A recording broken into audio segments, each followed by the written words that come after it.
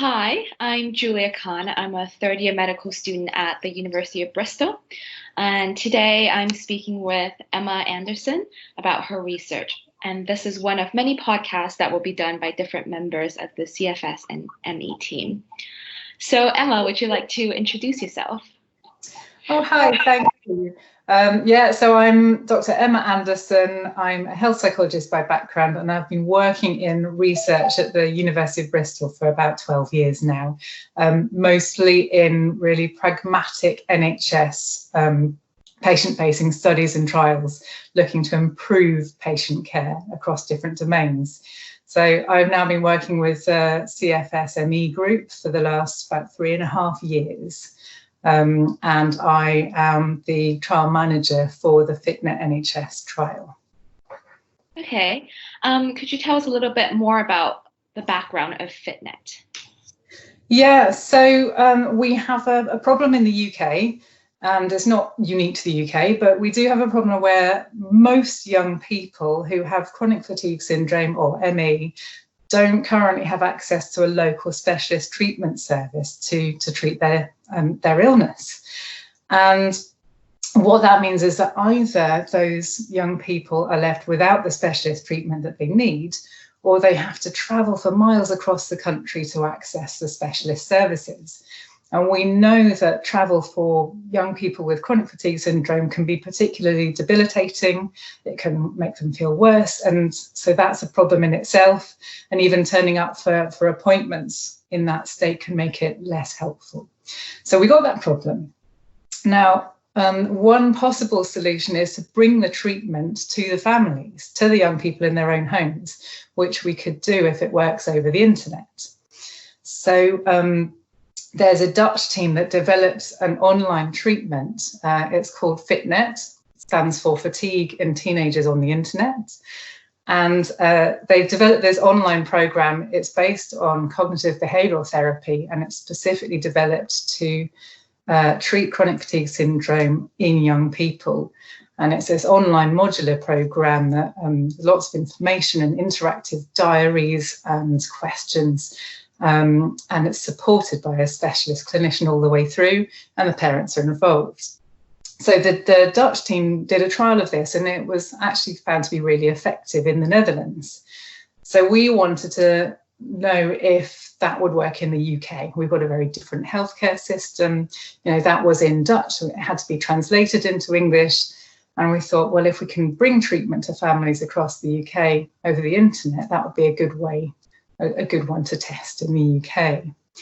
So we set up the trial to test whether that would work in the UK, but we wanted to, when we're recruiting patients, we didn't want to leave any without treatment. So half of them are offered the FITNET, the NHS English adapted version of that programme called FITNET-NHS, and the other half of them are offered a version of the standard care delivered by the specialist service in Bath called activity management, and that's given via Skype. So the idea behind the trial is to see if we can deliver treatment online at all, and that's what it's all about, really, bringing treatment to the families that currently just don't have the access. Yeah, that sounds very, very interesting. So was there a pilot trial for this trial? Well, yeah, we set it up to have an internal pilot. So it's a long-running, large trial. It is set up to become the largest paediatric CFS treatment trial that there has been in this country.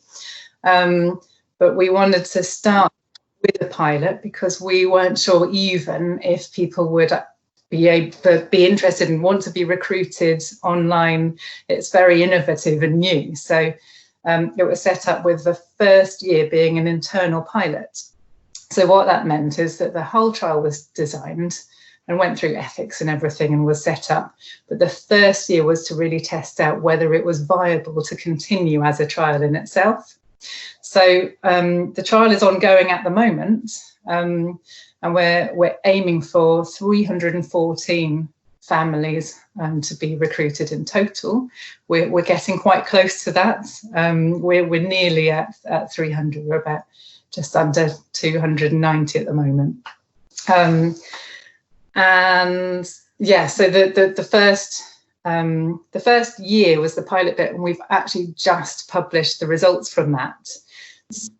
As you can imagine, because we're carrying on at the moment, the pilot was successful, because part of the idea of the pilot was to see if we should carry on to the full trial. So in that first year, we recruited 89 patients out of 150 potentially eligible that were referred in the first year of running the trial. And we had good follow-up rates.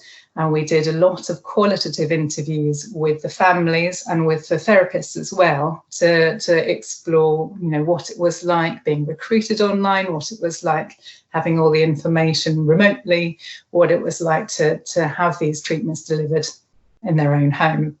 And while families did report pros and cons of the online approach, on the whole, it was found to be feasible and acceptable, and we carried on to the full trial.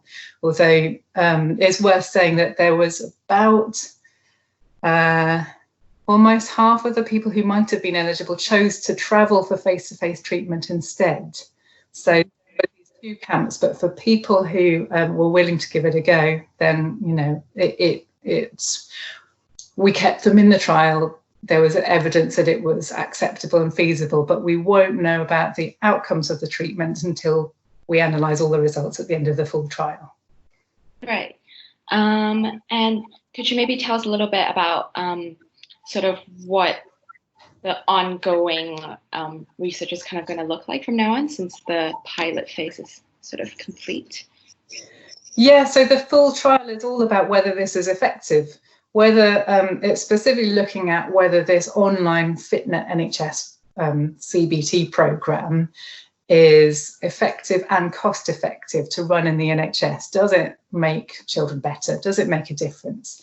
And the key outcome we're looking at is their physical function, using something called the SF-36. It's a brief questionnaire that we know from previous research and talking to patients is a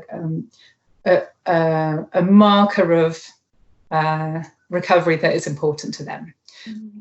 Can they do physical things in their day-to-day life? And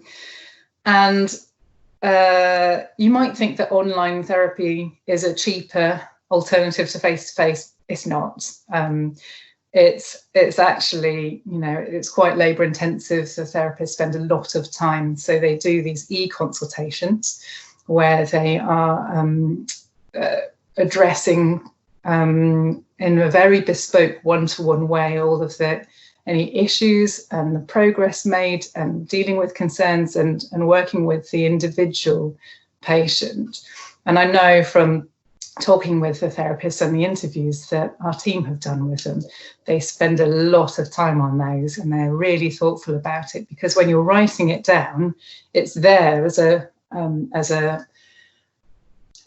record for a long time, and they want to make sure nothing is worded wrong or misinterpreted and that sort of thing. So you can see that it can be quite complicated when you actually break it down to what's involved. So that's why it's important to have that cost evaluation in there as well. So we want to know if it's effective and if it's cost effective compared to this version of the standard care activity management, to know whether it's worth rolling out this FITNET-NHS treatment on a wider scale as part of standard care.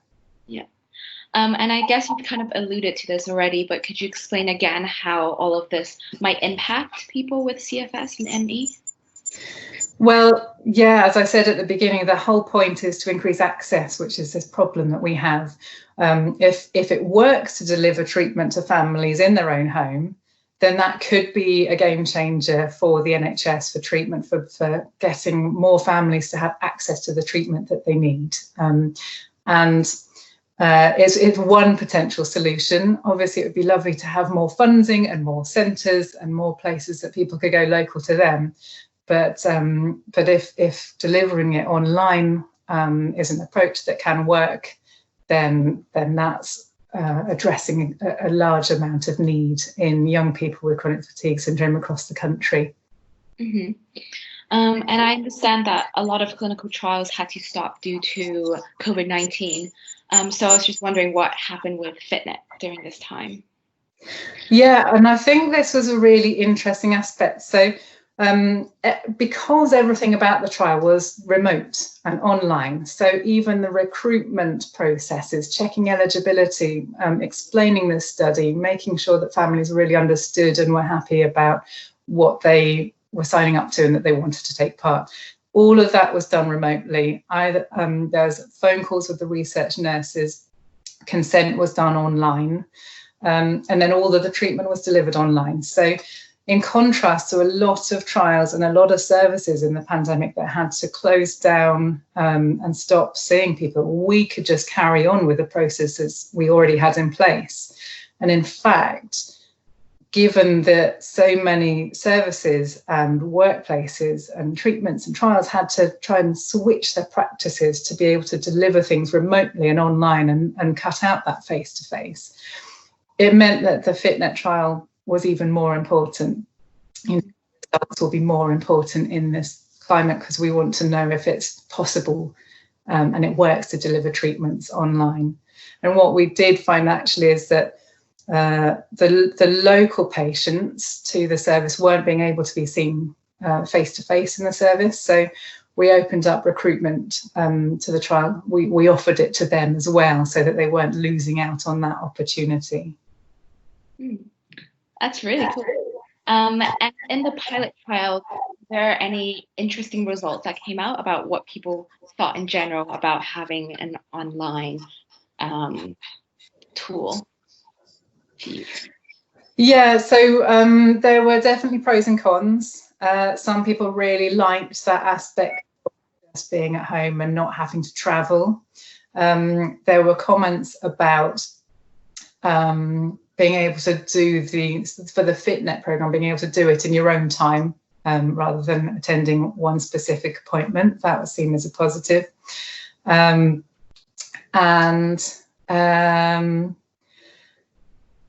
were some, the comments were where it was more of a challenge. I think some people had technical difficulties. Mm-hmm. Some people found the FITNET online program quite wordy. Certainly at the beginning, there's a lot of written information, which for some people was a bit challenging. And the Skype consultations in the activity management arm, there were some comments about you didn't know who else was in the room. Sometimes technology crashed or people's internet connections broke. And so there were some kind of technical challenges. So I think it's a really interesting developing field. There's a lot of getting used to this mode of working, and there's going to be pros and cons along the way. Yeah. Right. Sounds like very interesting work that you're doing. But thank you so much for speaking with me today. I'm very intrigued to see the rest of the trial play out. And good luck. Oh. Thank you very much. Well, yeah, we're all intrigued to see the results of this. So just to say, we are carrying on recruiting until about November this year, and then a year of follow-up. So we're probably a year or two before we get the main results. But very exciting to see them come out. Right. Thank you again. Okay. Thank you.